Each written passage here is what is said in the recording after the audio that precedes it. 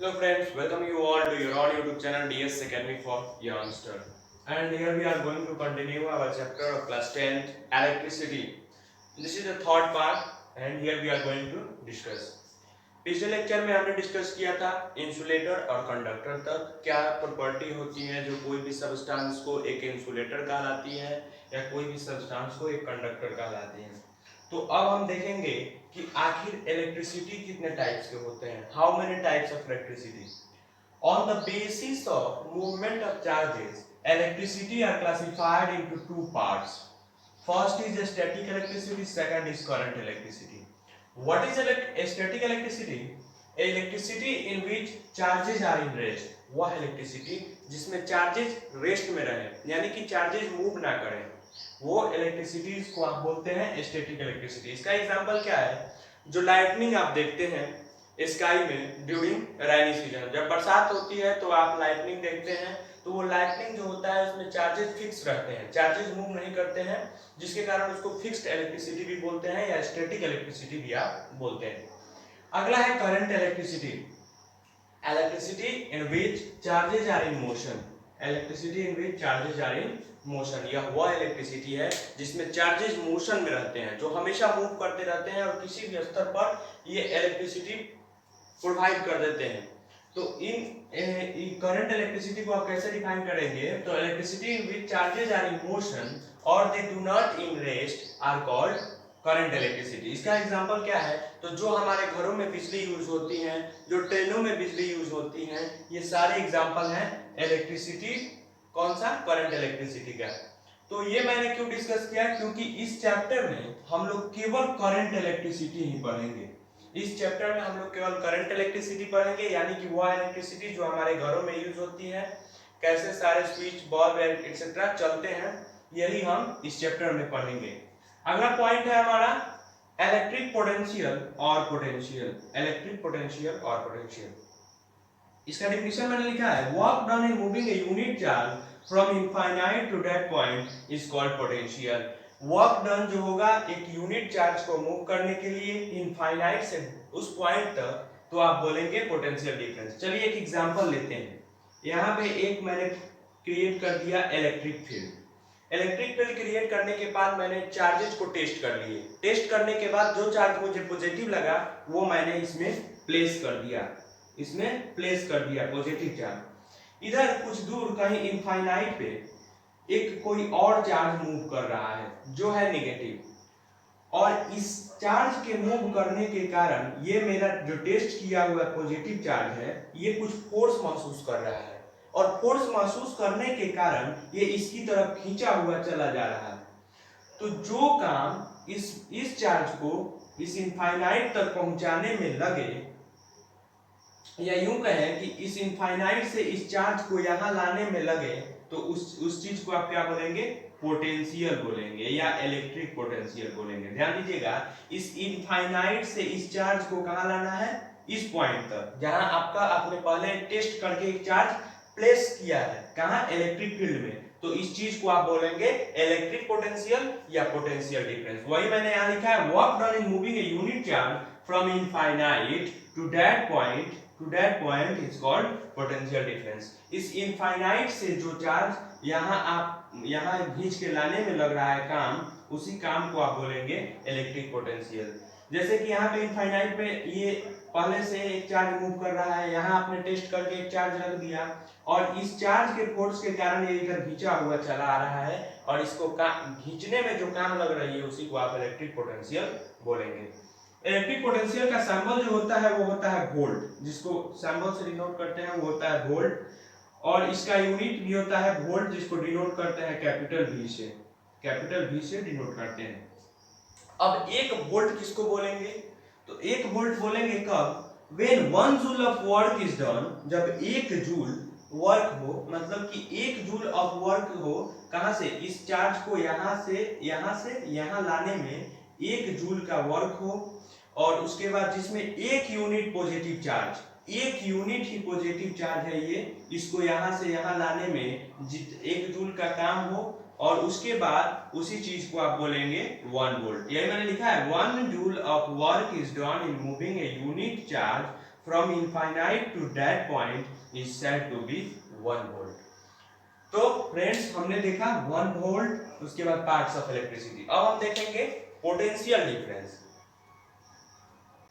तो फ्रेंड्स अगला टॉपिक है पोटेंशियल डिफरेंस, जिसको आप वोल्टेज भी बोलते हैं।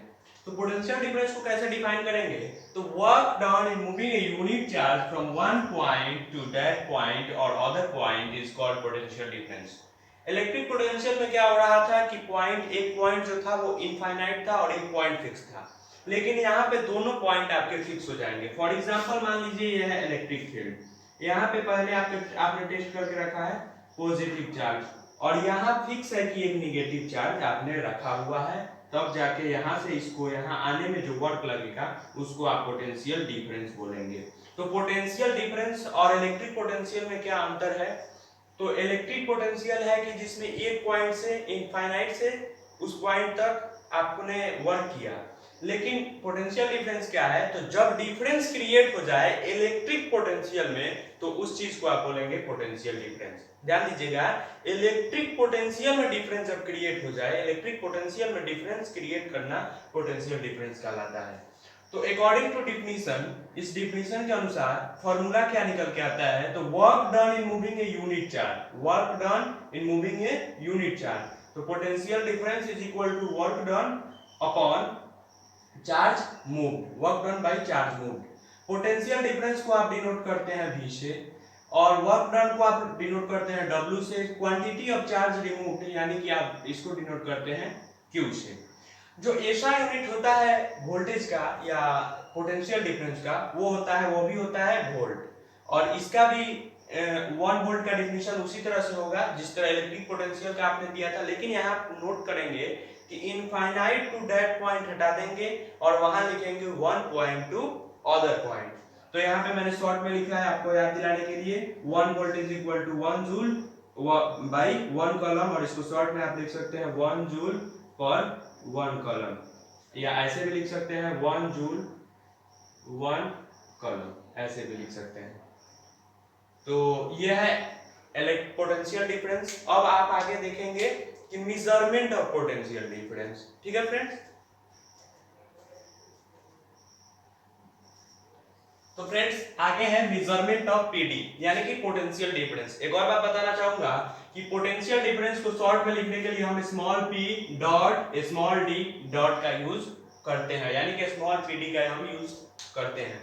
तो मेजरमेंट ऑफ पीडी, आखिर पोटेंशियल डिफरेंस को कैसे नापा जाए? पोटेंशियल डिफरेंस को नापने के लिए हम एक मींस ऑफ इंस्ट्रूमेंट का यूज करते हैं। वो क्या है? वो है हमारा वोल्ट मीटर। ये वोल्ट मीटर हमेशा पैरेलली कनेक्ट होता है।